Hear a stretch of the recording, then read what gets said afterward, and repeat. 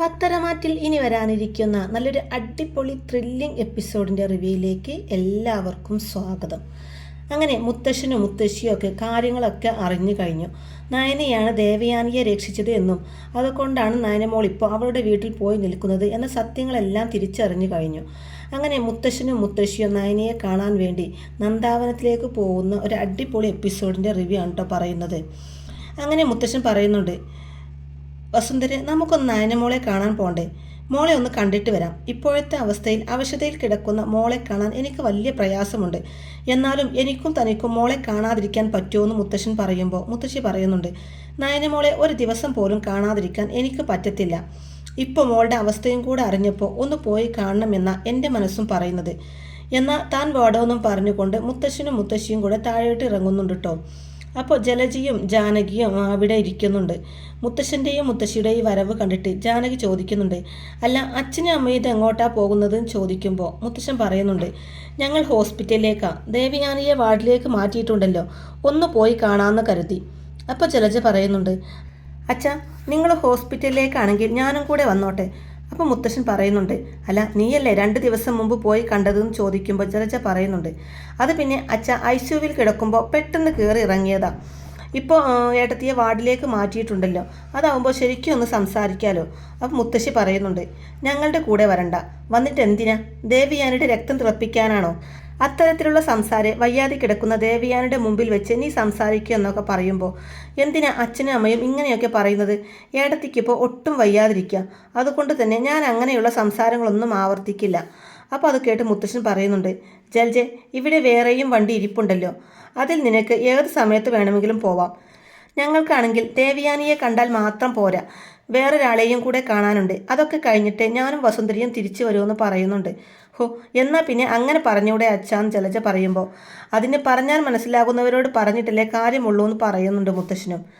അല്ല അച്ഛനും അമ്മയും ആ നയനയെ കാണാൻ വേണ്ടി പോകുന്നു അല്ലല്ലോ.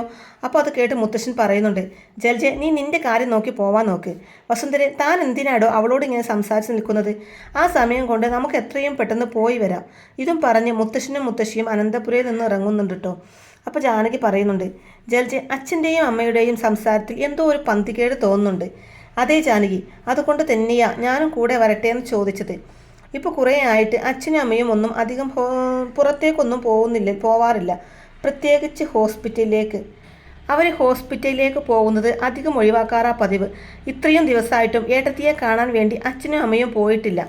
ഇപ്പോൾ എന്തുകൊണ്ടാണ് ഏട്ടത്തിയെ കാണാൻ പോവാമെന്നും പറഞ്ഞ് അവരിറങ്ങുന്നതെന്നൊക്കെ ജലജ പറയുമ്പോൾ ജാനകി പറയുന്നുണ്ട്, നീ പറഞ്ഞത് ശരിയാ ജലജെ. ആ ഒരു സംശയം തന്നെ എനിക്കും തോന്നിയത്. അപ്പോൾ ജലജ പറയുന്നുണ്ട്, മിക്കവാറും ആ നയനയെ കാണാനായിരിക്കും. അവളെ കാണാതെ അച്ഛനും അമ്മയ്ക്കും ഉറക്കം കിട്ടുന്നുണ്ടാവില്ല. എന്ന് വെച്ചാൽ ഈ പാവങ്ങളെ അവൾ കുപ്പിയിലാക്കി ഇരിക്കുകയാണല്ലോ. അവൾക്ക് ഇവരെ വന്ന് കാണണം എന്നൊന്നുമില്ല, എന്നാൽ ഇവർക്ക് അവളെ കാണാതിരിക്കാൻ പറ്റത്തുമില്ല എന്ന് പറയുന്നുണ്ട്. അപ്പോൾ ജാനകി പറയുന്നുണ്ട്, അതേ ജലജെ, ആ നയനയെ മനസ്സിലാക്കാൻ ഞാൻ ഒരുപാട് വൈകിപ്പോയി. നീയും ഏട്ടത്തിയും ഒക്കെ അതെന്നോട് പല തവണ പറഞ്ഞതാ, എന്നാൽ അതൊക്കെ മനസ്സിലാക്കാൻ എൻ്റെ മരുമകൾ വരേണ്ടി വന്നു. ഇനിയിപ്പോൾ അതേക്കുറിച്ച് പറഞ്ഞിട്ടൊന്നും ഒരു കാര്യവുമില്ല. ജെ കിച്ചണിൽ ഒരുപാട് ജോലിയുണ്ട്, നീ ഒന്ന് വന്ന് എന്നെ സഹായിക്കാൻ എന്ന് ജാനകി പറയുന്നതും, അയ്യോ ജാനകി, എനിക്ക് നല്ല നടുവേദനയാ, എന്നെ കൊണ്ട് ജോലി ചെയ്യാൻ പറ്റുമെന്ന് തോന്നുന്നില്ല എന്ന് ജലജ പറയുന്നതും, എന്നാൽ പിന്നെ ഇന്ന് എല്ലാവരും പട്ടിണി കിടക്കേണ്ടി വരും അല്ല പിന്നെ എന്നും പറഞ്ഞുകൊണ്ട് ജാനകി അവിടെ നിന്ന് ദേഷ്യപ്പെട്ടു പോവാണ് കേട്ടോ. അതിൻ്റെ പിന്നാലെ തന്നെ ജലജ ഓരോന്ന് പെറുപെറുത്ത് കൊണ്ട് പോകുന്നുണ്ട്. പിന്നെ കാണിക്കുന്നത് കാറിലിരിക്കുന്ന മുത്തശ്ശനെയും മുത്തശ്ശിയാണ് കേട്ടോ. അവരിങ്ങനെ നയനയുടെ വീട്ടിലേക്ക് പോയിക്കൊണ്ടിരിക്കുകയാണ്. അപ്പോൾ വഴി മാറിയതുപോലെ മുത്തശ്ശന് തോന്നുകയാണ്. എന്നിട്ട് ചോദിക്കുന്നുണ്ട്, അല്ല നയനമോളുടെ വീട്ടിലേക്ക് പോകുന്ന വഴി ഇതല്ലല്ലോ. അപ്പോൾ ഡ്രൈവർ പറയുന്നുണ്ട്, സർ, എനിക്ക് ആദർശ് സർ പറഞ്ഞു തന്ന വഴി ഇതാണ്. ഇപ്പോൾ പുതിയ വീട്ടിലേക്ക് താമസം മാറി എന്നാ പറഞ്ഞത്. അപ്പോൾ മുത്തശ്ശൻ പറയുന്നുണ്ട്, വസുന്ധരെ, ഞാനത് പറയാൻ വിട്ടു. ജയൻ ഇന്നലെ എന്നെ സൂചിപ്പിച്ചിരുന്നു അവർ പുതിയ വീട്ടിലേക്ക് താമസം മാറ്റിയത്. ആദ്യത്തേത് പഴയ വീടല്ലേ, സൗകര്യങ്ങളും കുറവാണ്. മാത്രവുമല്ല ഓപ്പറേഷൻ കഴിഞ്ഞു വരുന്ന മോൾക്ക് അതിനനുസരിച്ചുള്ള സൗകര്യം ഉണ്ടാവണ്ടേ.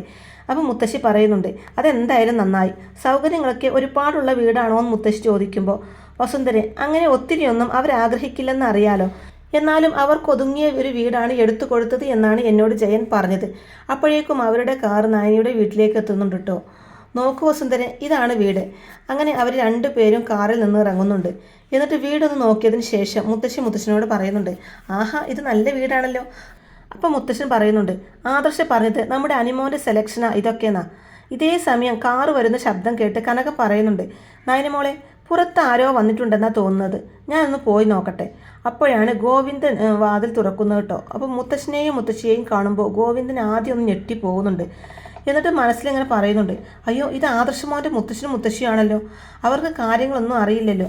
നയനമോളെ തിരക്കിയാൽ എന്താ പറയുക, ഈശ്വര എന്തെങ്കിലും ഒരു വഴി കാട്ടിത്തരണേന്നും പറഞ്ഞിട്ട് ഗോവിന്ദൻ പുറത്തേക്ക് ഇറങ്ങുന്നുണ്ട് കേട്ടോ. ആഹാ, ഇത് ആരൊക്കെയാ, ആദർശമോൻ്റെ മുത്തശ്ശനും മുത്തശ്ശിയോ? അപ്പം മുത്തശ്ശൻ ചോദിക്കുന്നുണ്ട്, എന്താ ഗോവിന്ദ മുഖത്തൊരു സന്തോഷമില്ലല്ലോ, ഞങ്ങൾ വന്നത് ഇഷ്ടപ്പെട്ടില്ലേ എന്ന് ചോദിക്കുമ്പോൾ, അയ്യോ സാറേ അങ്ങനെയൊന്നും പറയാതെ.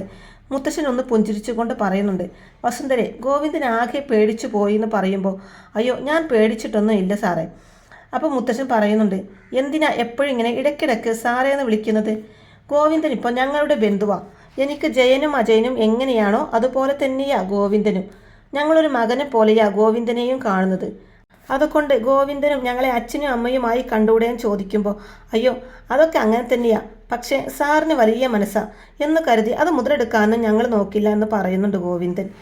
എന്തായാലും ഈ സാറേ എന്നുള്ള വിളി ഗോവിന്ദൻ ഒഴിവാക്കണമെന്ന് മുത്തശ്ശൻ പറയുമ്പോൾ ശരിയെന്ന് പറയുന്നുണ്ട് കേട്ടോ. അല്ല നയനമോളെ ഇവിടെ കുറേ ദിവസമായി അനന്തപുരിയിലേക്ക് കണ്ടിട്ട്. ഇതേ സമയം തന്നെ ഇതും കേട്ടുകൊണ്ടാണ് കേട്ടോ കനക മുന്നിലേക്ക് വരുന്നത്. കനകയെ കണ്ടപ്പോൾ തന്നെ മുത്തശ്ശി എഴുന്നേറ്റ് നിന്നിട്ട് കനകയെന്ന് വിളിക്കുന്നുണ്ട് കേട്ടോ. അയ്യോ ഇത് ആരൊക്കെയാ, ആദർശമോൻ്റെ മുത്തശ്ശനും മുത്തശ്ശിയോ? അപ്പം മുത്തശ്ശൻ പറയുന്നുണ്ട്, രണ്ടു പേർക്കും മുഖത്തൊരു തെളിച്ചമില്ലല്ലോ. ഇത് കേട്ടപ്പോൾ കനകയും ഗോവിന്ദും പരസ്പരം നോക്കുന്നുണ്ട് കേട്ടോ. അപ്പം മുത്തശ്ശൻ പറയുന്നുണ്ട്, വിഷമിക്കേണ്ട, ഞാനും വസുന്ധരയും ഒടുവിൽ എല്ലാം അറിഞ്ഞിട്ട് തന്നെയാണ് ഇവിടേക്ക് എത്തിയിരിക്കുന്നത് എന്ന് പറയുമ്പോൾ സാറേന്ന് വിളിക്കുന്നുണ്ട് കേട്ടോ കനകം. നയനമോൾ എവിടെ, ഞങ്ങൾക്ക് അവളെ ഒന്ന് കാണണം, നയനമോളെ കാണാൻ വേണ്ടിയിട്ടാണ് ഞങ്ങൾ ഇപ്പോൾ ഇങ്ങോട്ടേക്ക് വന്നത്. അപ്പോൾ കനകം കരഞ്ഞുകൊണ്ട് പറയുന്നുണ്ട്, സാറേ മോൾ അകത്തുണ്ട്. എന്തിനാ കനകം കരയുന്നത്? ശരിക്കും പറഞ്ഞാൽ മോൾ ഒരു പുണ്യപ്രവൃത്തിയല്ലേ ചെയ്തത്, അതിൽ സന്തോഷിക്കില്ലേ നമ്മൾ ചെയ്യേണ്ടത്? അപ്പോൾ കനകം പറയുന്നുണ്ട്, സാറേ സന്തോഷിക്കായിരുന്നു, നയനമോളുടെ അമ്മായിയമ്മ മോളെ അംഗീകരിച്ചിരുന്നെങ്കിൽ. പക്ഷേ രക്തവും കരളും ഒക്കെ ദാനം ചെയ്തിട്ടും അവരത് അറിയുന്നില്ല. ICUവിൽ കിടക്കുന്ന അവർ ഇപ്പോഴും എൻ്റെ മോളെ വെറുത്തുകൊണ്ടിരിക്കുകയാണെന്ന് പറഞ്ഞ് സങ്കടപ്പെടുമ്പോൾ കനകെ അതൊന്നും ആലോചിച്ചുകൊണ്ട് താൻ വിഷമിക്കേണ്ടാടോ, എല്ലാം ശരിയാവും. ദേവിയാനിയുടെ അസുഖമൊക്കെ ഒന്ന് ഭേദപ്പെട്ട് കഴിഞ്ഞാൽ എല്ലാം നമുക്ക് തുറന്ന് പറയാം. അതോടുകൂടി അമ്മായിയമ്മ മരുമകളെ സ്നേഹിച്ചു തുടങ്ങും. നയനമോളുടെ മനസ്സിൽ കളങ്കമില്ല, അതുകൊണ്ട് തന്നെ ഒരു പ്രയാസവും അവൾക്കുണ്ടാവില്ല. അല്ല നയനമോൾ എവിടെയെന്ന് ചോദിക്കുമ്പോൾ ദാ ആ മുറിയിലുണ്ട്. അങ്ങനെ മുത്തശ്ശനും മുത്തശ്ശിയും റൂമിലോട്ട് കിടക്കുകയാണ് കേട്ടോ. നയനാണെങ്കിൽ നല്ല ഉറക്കത്തിലാണ്. അപ്പോൾ കനകം വിളിക്കുന്നുണ്ട്, മോളെ നയനമോളെ ഇത് ആരൊക്കെയാണ് വന്നിരിക്കുന്നതെന്ന് നോക്കിയേ. അപ്പോൾ മുത്തശ്ശി പറയുന്നുണ്ട്, കനകം മോൾ ഉറക്കത്തിലാണെങ്കിൽ വിളിക്കേണ്ട, ഞങ്ങളൊന്ന് കാണാൻ വേണ്ടി വന്നതാ. എന്നാൽ മുത്തശ്ശൻ്റെയും മുത്തശ്ശിയുടെയും ഒക്കെ ശബ്ദം കേട്ടിട്ട് ഞെട്ടലോടെ നയന കണ്ണു തുറക്കുന്നുണ്ട് കേട്ടോ. അപ്പോൾ ഗോവിന്ദൻ പറയുന്നുണ്ട്, മോളെ നയനമോളെ നോക്കി ഇത് ആരാ വന്നതെന്ന്. അപ്പോൾ നയന പതുക്കെ എണീക്കാൻ നോക്കുന്നുണ്ട് കേട്ടോ. അപ്പോൾ ഗോവിന്ദൻ പറയുന്നുണ്ട്, ഒരാളുടെ സഹായമില്ലാതെ മോൾക്ക് എഴുന്നേൽക്കാനൊക്കെ ബുദ്ധിമുട്ടാണ്. അപ്പോൾ അത് കേൾക്കുമ്പോൾ മുത്തശ്ശനും മുത്തശ്ശിക്കൊക്കെ വല്ലാതെ സങ്കടമാവുന്നുണ്ട് കേട്ടോ. മുത്തശ്ശൻ പറയുന്നുണ്ട്, മോൾ എന്നാൽ റെസ്റ്റ് എടുത്തോട്ടെ. അപ്പോൾ നായന പതുക്കെ മുത്തശ്ശാന്ന് വിളിക്കുന്നുണ്ട്. മുത്തശ്ശനും മുത്തശ്ശിയും എങ്ങനെയാണ് ഇങ്ങോട്ടേക്ക് വന്നത്, ആരാ ഇതൊക്കെ നിങ്ങളോട് പറഞ്ഞത്? അപ്പോൾ മുത്തശ്ശൻ പറയുന്നുണ്ട്, ആര് പറഞ്ഞില്ലെങ്കിലും ഞങ്ങളുടെ നയനമോൾക്കൊരാപത്ത് വരുമ്പോൾ ഞാനും വസുന്ധരയും അറിയാതിരിക്കുമോ? അപ്പോൾ മുത്തശ്ശി പറയുന്നുണ്ട്, ഇദ്ദേഹം നോക്ക്, മോൾക്ക് നല്ല അവശതയുണ്ട്. അപ്പോൾ മുത്തശ്ശൻ ചോദിക്കുന്നുണ്ട്, ഗോവിന്ദ മോളെ ഇവിടെ നിർത്തുന്നതിൽ നിങ്ങൾക്ക് എന്തെങ്കിലും ബുദ്ധിമുട്ടുണ്ടോ?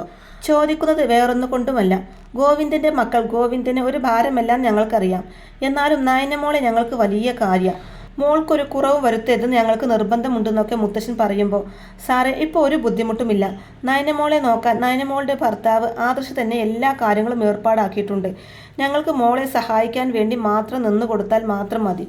അതേസമയം തന്നെ നയന പറയുന്നുണ്ട്, മുത്തശ്ശൻ സമയത്തിന് മരുന്നൊക്കെ കഴിക്കുന്നില്ലേ എന്ന് ചോദിക്കുമ്പോൾ, മോള് വയ്യാതെ കിടക്കുമ്പോഴും മുത്തശ്ശൻ്റെ കാര്യം തിരക്കുന്നുണ്ടല്ലോ, അതിനപ്പുറം എന്താ വേണ്ടത് മോളെ എന്ന് മുത്തശ്ശി ചോദിക്കുന്നതും. എന്നാലും മുത്തശ്ശൻ കൃത്യസമയത്തിന് മരുന്ന് കഴിക്കണമെന്ന് പറയുമ്പോൾ, അതൊക്കെ ഞാൻ സമയത്ത് തന്നെ കഴിക്കുന്നുണ്ട്, സമയമാകുമ്പോൾ വസുന്ധര എല്ലാം എടുത്തു തരുമെന്ന് പറയുമ്പോൾ മുത്തശ്ശി പറയുന്നുണ്ട്, മോള് വരുന്നത് വരെ ഞാൻ തന്നെ മുത്തശ്ശൻ്റെ കാര്യങ്ങളൊക്കെ നോക്കിക്കൊള്ളാം. അപ്പം മുത്തശ്ശൻ, മോൾക്കിപ്പോൾ പെയിൻ ഉണ്ടോ എന്ന് ചോദിക്കുമ്പോൾ, ചെറുതായിട്ടുള്ളൂ മുത്തശ്ശ, കുഴപ്പമൊന്നുമില്ലെന്ന് പറയുന്നുണ്ട് നായന. ഇനിയിപ്പോൾ പെയിൻ ഉണ്ടെങ്കിലും മോളത് തുറന്ന് പറയില്ലെന്നറിയാം. എന്നാലും മുത്തശ്ശി ചോദിക്കുക, എന്തെങ്കിലും ബുദ്ധിമുട്ടുണ്ടെങ്കിൽ പെട്ടെന്ന് തന്നെ ഹോസ്പിറ്റലിലേക്ക് വിളിച്ച് പറയണം. അപ്പം മുത്തശ്ശി പറയുന്നുണ്ട്, നായന മോളെ കാണാനിട്ട് എനിക്കും മുത്തശ്ശനും ആകെ ഒരു വല്ലായ്മയായിരുന്നു. മോളെ ഈ അവസ്ഥയിൽ കാണേണ്ടി വരുമെന്ന് ഞാനും ഇദ്ദേഹവും ഒരിക്കൽ പോലും വിചാരിച്ചതല്ല. മോൾക്ക് ഇതിനൊക്കെയുള്ള പ്രതിഫലം ദൈവം തരും. ദേവയാനി എന്നെങ്കിലും മോളെ മനസ്സിലാക്കും. അപ്പോൾ വീണ്ടും മുത്തശ്ശൻ പറയുന്നുണ്ട്, നയനമോളെ ഞങ്ങൾ ഇറങ്ങട്ടെ, ഇടയ്ക്ക് മോളെ കാണാൻ വരാം. അവിടുന്ന് ഇറങ്ങുമ്പോൾ തന്നെ ജലജിയും ജാനകിയും ഓരോന്ന് ചോദിച്ചതാ. വ്യക്തമായ മറുപടി ഒന്നും കൊടുക്കാതെയാണ് ഞങ്ങൾ ഇങ്ങോട്ടേക്ക് വന്നത്. ഇനി പോകുന്ന വഴിക്ക് ഹോസ്പിറ്റലിൽ കയറി ദേവിയാനിയെയും കൂടെ ഒന്ന് കാണണം. ശരി മുത്തശ്ശ. ഗോവിന്ദ, കനകെ, നിങ്ങളൊരു ദിവസം അങ്ങോട്ടേക്ക് വാ. നയനമോൾ ഇവിടെയാണെങ്കിലും നവ്യമോൾ അവിടെയുണ്ടല്ലോ. മോളെ കാണാൻ വേണ്ടി ഇടയ്ക്കൊന്ന് അങ്ങോട്ട് വാ. പിന്നെ തല തിരിഞ്ഞ അനന്തപുരിയിലെ കുറേ സ്ത്രീകളുമുണ്ട് അവിടെ. അവരുടെ സംസാരമൊന്നും കേൾക്കാതിരിക്കുന്നതാ നല്ലത്. എന്തായാലും നവ്യമോളെ കാണാൻ വേണ്ടി നിങ്ങൾ അങ്ങോട്ടേക്ക് വരണം. അപ്പോൾ ഗോവിന്ദൻ ചോദിക്കുന്നുണ്ട്, സാറേ നവ്യമോൾ ഇപ്പോൾ എന്തെങ്കിലും കുഴപ്പമുണ്ടാക്കി വെക്കാറുണ്ടോ? അപ്പോൾ മുത്തശ്ശൻ പറയുന്നുണ്ട്, ഏയ് ഒരിക്കലുമില്ല. നവ്യമോൾക്ക് ഇപ്പോൾ നല്ല മാറ്റമുണ്ട് അല്ലേടോ വസുന്ധരൻ മുത്തശ്ശിയോടായിട്ട് ചോദിക്കുമ്പോൾ. അതെ, മോൾക്ക് ഇത്രയും പെട്ടെന്നൊരു മാറ്റം വരുമെന്ന് ഞങ്ങൾ പ്രതീക്ഷിച്ചതല്ല. നവ്യമോൾക്കിപ്പോൾ നയനമോളെ നല്ല കാര്യമാണ്. ഇടയ്ക്ക് നയനമോളെ തിരക്കും. ഞങ്ങൾ വിളിച്ചിട്ട് കിട്ടിയോ എന്ന് ചോദിക്കും. ഈ വിവരങ്ങളൊന്നും നവ്യമോൾക്ക് അറിയില്ലല്ലേ എന്ന് ചോദിക്കുമ്പോൾ, ഇല്ല, നവ്യ അറിഞ്ഞിട്ടില്ല. നവ്യയോട് പറഞ്ഞു കഴിഞ്ഞാൽ പിന്നെ അത് ആരെങ്കിലും അറിയോ എന്നുള്ള പേടിയാ മോൾക്ക്. അങ്ങനെ പേടിക്കണ്ട. നവ്യമോൾ പഴയ ഒരാളേ അല്ല. ഒരുപാട് മാറ്റാടോ ഗോവിന്ദ നിന്റെ മകൾക്കുണ്ടായത്. ആ സമയത്താണ് കേട്ടോ നന്ദു അങ്ങോട്ടേക്ക് വരുന്നത്. നന്ദുവിനെ കണ്ടപ്പോൾ തന്നെ മുത്തശ്ശൻ പറയുന്നുണ്ട്, ആഹാ, എവിടെ പോയി എന്ന് ആലോചിച്ചിരിക്കുകയായിരുന്നു. പിന്നെ കരുതി ഇവിടെ ഉണ്ടാകില്ലെന്ന്. മോളിന്നിങ്ങോട്ട് വന്നേ. മോളെ ഒരുപാട് കുറ്റപ്പെടുത്തുന്നുണ്ടല്ലേ ഞങ്ങളെ വീട്ടിലെ സ്ത്രീകൾ. അവരുടെ വിവരമില്ലായ്മ കൊണ്ടാണ് ഇങ്ങനെയൊക്കെ ചെയ്യുന്നത്. മോൾ അതൊന്നും കണ്ടില്ല എന്ന് വെച്ചാൽ മതി എന്ന് പറയുന്നുണ്ട് കേട്ടോ. അപ്പം മുത്തശ്ശി പറയുന്നുണ്ട്, അതെ, ഈ കുട്ടി നമ്മുടെ വീട്ടിലെ മരുമകളായി വരേണ്ടതായിരുന്നു. നമ്മുടെ വീട്ടിലെ പലരും അത് മറച്ചു വെച്ചു, നയനമോള് വരെ. ഇപ്പം അതൊന്നും പറഞ്ഞിട്ട് കാര്യമില്ലല്ലോ വസുന്ധരി. എന്തായാലും ഇനി നന്ദുവിന് നല്ലൊരു ബന്ധം കണ്ടുപിടിക്കണം. ഗോവിന്ദ, കല്യാണത്തിനുള്ള ചെലവ് ആലോചിച്ചൊന്നും വിഷമിക്കണ്ട. നന്ദുവിന് കല്യാണം നോക്കണ്ടേ? എന്താ മോളുടെ അഭിപ്രായം എന്ന് ചോദിക്കുമ്പോൾ, അയ്യോ മുത്തശ്ശ, ഇപ്പോൾ വേണ്ട. എനിക്ക് ആദ്യം ഒരു ജോലിയാണ് വേണ്ടത്. ജോലിയൊക്കെ ആയിട്ട് മതി കല്യാണം. അപ്പോൾ ജോലിക്ക് മോൾ അന്വേഷിച്ചില്ലേന്ന് ചോദിക്കുമ്പോൾ അതിന് മറുപടിയായിട്ട് ഗോവിന്ദൻ പറയുന്നുണ്ട്, മോൾ അന്വേഷിക്കാനിട്ടല്ല, ഒന്നും അങ്ങ് സെറ്റാവുന്നില്ല. പിന്നെ അധികം ദൂരാ കിട്ടുന്നത് സാറേ. ഞങ്ങൾക്കൊരു തണലെന്ന് പറയാൻ ഇപ്പോൾ നന്ദു മാത്രമല്ലേ ഉള്ളൂ. അവളെയും കൂടെ ദൂരേക്ക് പറഞ്ഞു വിട്ടാൽ പിന്നെ ശരിയാവില്ല. അതുകൊണ്ടാണ് ഞങ്ങൾ അവളെ ദൂരേക്കൊന്നും വിടാത്തതെന്ന് പറയുന്നുണ്ട് കേട്ടോ ഗോവിന്ദൻ. എന്നാൽ പിന്നെ നമ്മുടെ ജ്വല്ലറിയിൽ മോൾക്കൊരു ജോലി ശരിയാക്കി തരട്ടെ എന്ന് പറയുമ്പോൾ, അയ്യോ അതൊന്നും വേണ്ട മുത്തശ്ശ, അത് പിന്നെ വലിയ പ്രശ്നങ്ങൾ ഉണ്ടാക്കുന്ന നന്ദു പറയുന്നതും. എന്ത് പ്രശ്നങ്ങൾ? എൻ്റെ കമ്പനിയിൽ മോൾക്കൊരു ജോലി തരുന്നതിൽ ആരാ പ്രശ്നം ഉണ്ടാക്കുന്നത്? എന്തായാലും മോൾ ആലോചിച്ചിട്ട് ഒരു തീരുമാനം മാതൃശ്വനോട് പറഞ്ഞാൽ മതി. ഇനി നിൽക്കാൻ സമയമില്ല, ഞങ്ങൾ ഇറങ്ങട്ടെ എന്നും പറഞ്ഞ് അവരോട് യാത്രയും ചോദിച്ച് മുത്തശ്ശനും മുത്തശ്ശിയും അവിടുന്ന് ഇറങ്ങുന്നുണ്ട് കേട്ടോ. അങ്ങനെ നേരെ പോകുന്നത് ഹോസ്പിറ്റലിലേക്കാണ് കേട്ടോ, ദേവയാനിയെ കാണാൻ വേണ്ടി. അപ്പോൾ ഇങ്ങനെയൊക്കെയുള്ള നല്ല കിഡിലൻ ട്വിസ്റ്റുകളൊക്കെ അടങ്ങിയിട്ടുള്ള നല്ല അടിപൊളി എപ്പിസോഡുകളൊക്കെയാണ് കേട്ടോ ഇനി പത്തരമാറ്റിൽ വരാനിരിക്കുന്നത്. അപ്പോൾ ഈ റിവ്യൂ ഇഷ്ടമായിട്ടുണ്ട് എന്നുണ്ടെങ്കിൽ വീഡിയോ ലൈക്ക് ചെയ്യാനും ചാനൽ കൂടി ഒന്ന് സബ്സ്ക്രൈബ് ചെയ്ത് സപ്പോർട്ട് ചെയ്യാനും മറക്കല്ലേ ഫ്രണ്ട്സ്. താങ്ക്